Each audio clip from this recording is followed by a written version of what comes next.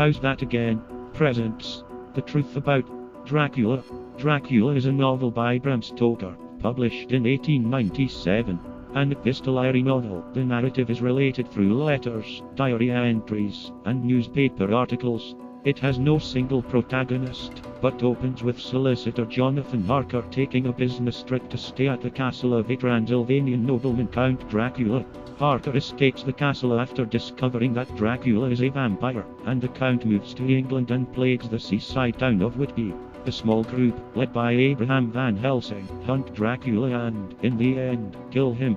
Dracula was mostly written in the 1890s. Stoker produced over 100 pages of notes for the novel, drawing extensively from Transylvanian folklore and history. Some scholars have suggested that the character of Dracula was inspired by historical figures like the Wallachian Prince Vlad the Impaler or the Countess Elizabeth Bathory, or even Irish literary or folklore antecedents, like Carmilla or the Abhartach, but there is widespread disagreement. Other scholars point out that the real source for Dracula was much closer to home. The name Dracula, which is now primarily known as the name of a vampire, was for centuries known as the sobriquet of Vlad III. Diplomatic reports and popular stories referred to him as Dracula or Dracula already in the 15th century. He himself signed his two letters as Dracula or Dracula. In the late 1470s his name had its origin in the sobriquet of his father Vlad the Dragon, in medieval Romanian, who received it after he became a member of the Order of the Dragon. Dracula is the Slavonic genitive form of Dracul, meaning the son of Dracul, or the dragon. In modern Romanian Dracul means the devil, which contributed to Vlad's reputation.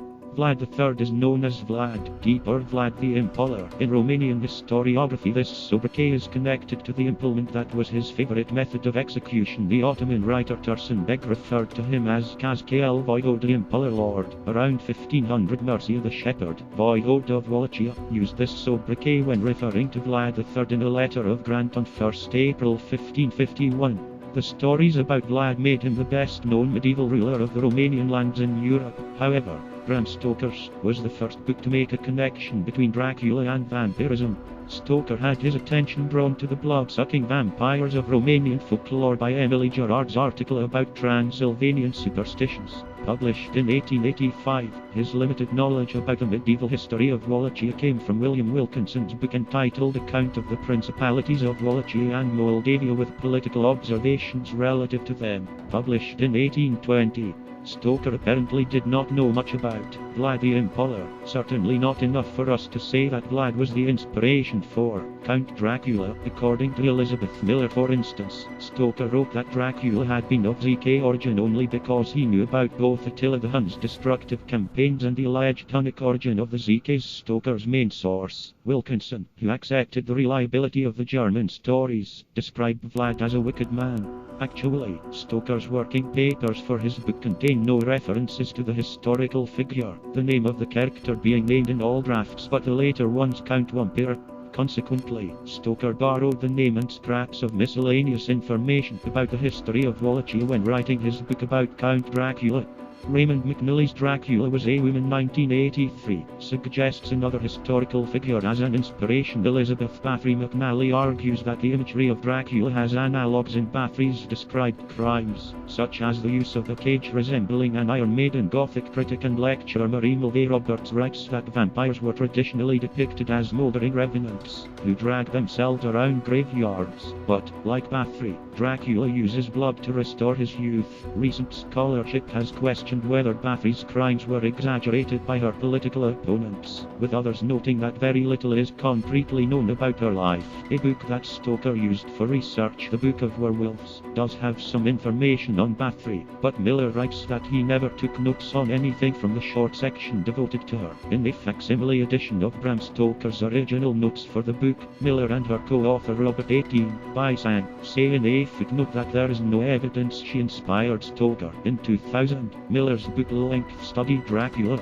Sense and Nonsense, was said by academic Noel Chevalier to correct not only leading Dracula scholars, but non-specialists and popular film and television documentaries. Aside from the historical, Count Dracula also has literary progenitors.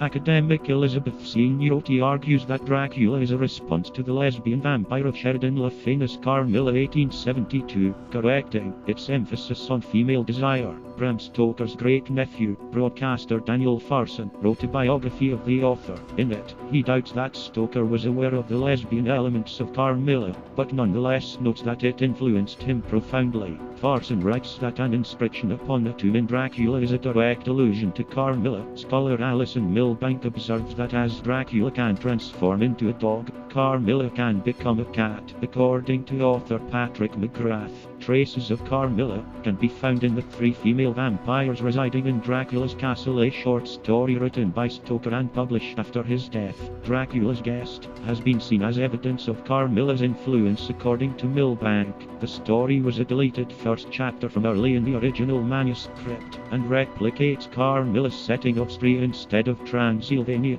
Irish folklore has been suggested as a possible influence on Stoker. Bob Curran, the lecturer in Celtic history and folklore at the University of Ulster Coleraine, suggests that Stoker may have drawn some inspiration for Dracula from an Irish vampire text. There is a place in the parish of Errigal in Londonderry called Slaghtoverty, but it ought to have been called Latoverty. The Lat or sepulchral monument of the Atex, Abhartach, or dwarf. This dwarf was a magician and a dreadful tyrant, and after having perpetrated great cruelties on the people, he was at last vanquished and slain by a neighbouring chieftain, some say by Fionn Mac Cumhale. He was buried in a standing posture, but the very next day he appeared in his old haunts, more cruel and vigorous than ever. And the chief slew him a second time and buried him as before, but again he escaped from the grave, and spread terror through the whole country. The chief then consulted a druid, and according to his directions, he slew the dwarf a third time, and buried him in the same place, with his head downwards, which subdued his magical power, so that he never again appeared on earth. The lat raised over the dwarf is still there, and you may hear the legend with much detail from the natives of the place, one of whom told it to me. Patrick Joyce, The Origin and History of Irish Names of Places, 1875. In some modern versions of the story, Atex rises from his grave to drink the blood of his subjects, while the chieftain who slays the revenant is named as Catane. The hero variously consults an early Christian saint instead of a druid, and is told that Atex is one of the Nearby, or walking dead, and that he can only be restrained by killing him with a sword made of yew wood, burying him upside down, surrounding his grave with thorns, and placing a large stone on top of the grave. Oddly enough, the close acquaintance of Stoker's provided the source for the count. Sir Henry Irving, born 6 February 1838, died 13 October 1905, christened John Henry Brodrub, sometimes known as J.H. Irving, was an English stage actor in the Victorian era, known as an actor-manager because he took complete responsibility, supervision of sets, lighting, direction, casting, as well as playing the leading roles, for season after season at the West End Lyceum Theatre, establishing himself and his company as representative of English classical theatre. In 1895 he became the first actor to be awarded a knighthood, indicating full acceptance into the higher circles of British society. From 1878 Bram Stoker worked for Irving as a business manager at the Lyceum. Stoker idolized Irving to the point that, as one contemporary remarked to Bram, Irving is as a god, and can do no wrong. In the considered judgment of one biographer, Stoker's friendship with Irving was the most important love relationship of his adult life. Irving, however, was a self-absorbed and profoundly manipulative man. He enjoyed cultivating rivalries between his followers, and to remain in his circle required constant, careful courting of his notoriously fickle affections. When Stoker began writing Dracula, Irving was the chief inspiration for the title character in his 2002 paper for the American Historical Review, Buffalo Bill Meets Dracula.